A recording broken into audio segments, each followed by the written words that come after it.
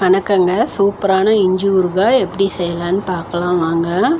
இஞ்சி 3/4 கிலோ எடுத்துருக்கேங்க. பூண்டு 1/4 கிலோ எடுத்துருக்கேன். மீதி அளவெல்லாம் கீழே கொடுத்துருக்கேங்க, போய் பாருங்கள். வறுத்து எடுக்கிறது மட்டும்தாங்க. அலுமினிய பாத்திரத்தை வச்சு நான் வறுத்து எடுத்துருக்கேன். செய்கிறது பானையில் செய்வேங்க, மண் சட்டியில். நீங்களும் உங்கள் வீட்டில் மண் சட்டி இருந்தால் அதிலையே உபயோகப்படுத்தி ஊறுகாய் செய்யுங்க.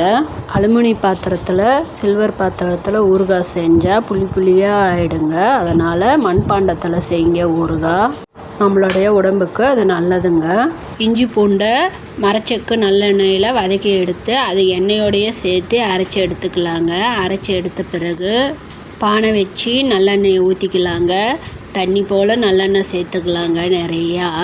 இதில் எந்த ஒரு கெமிக்கலும் நாங்கள் சேர்த்துறது இல்லைங்க. ஊறுகாய் கெட்டு போகாமல் இருக்கிறதுக்கு நல்லெண்ணெயும் உப்பும் வெல்லமும் இந்த 3 பொருளும் தாங்க சேர்ந்து ஊறுகாய் கெட்டு போகாமல் பார்த்துக்கும்.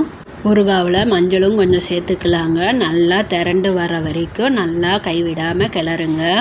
ஊறுகாய் திரண்டு வந்த பிறகு வெல்லத்தை கொஞ்சம் சேர்த்து நல்லா கிளறிட்டு நல்லெண்ணெயை கொஞ்சம் சேர்த்துக்கலாங்க.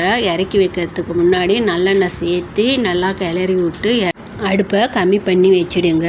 எண்ணெயெல்லாம் நல்லா மேலே வந்துடும். மேலே வந்த பிறகு அடுப்பை ஆஃப் பண்ணிடலாங்க. இதை அடுத்த நாள் எடுத்து பார்க்கும்போது நல்லா கலராக இருக்கும். எண்ணெய் இன்னும் நிறையா மேலே இருக்குங்க.